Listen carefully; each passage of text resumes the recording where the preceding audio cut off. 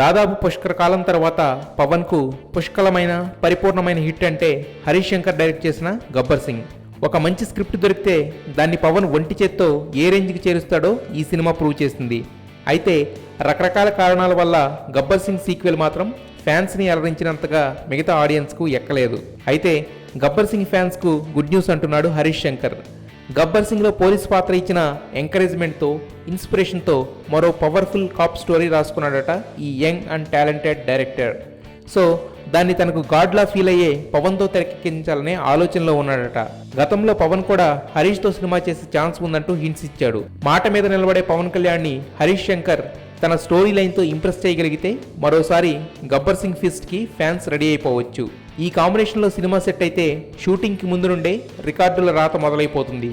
అయితే Allu అర్జున్తో Harish తెరకెక్కిస్తున్న DJ result కూడా ఈ కాంబినేషన్ సెటప్పై ఎఫెక్ట్ చూపిస్తుంది. డీజే హిట్ అయితే పవన్ ఫ్యాన్స్ అంతా గబ్బర్ సింగ్ 3 సెన్సేషన్కి, సెలబ్రేషన్కి రెడీ అయిపోవచ్చు. రైల్వే రాజ్ ఆడి ఓడిన ఆటవీడు.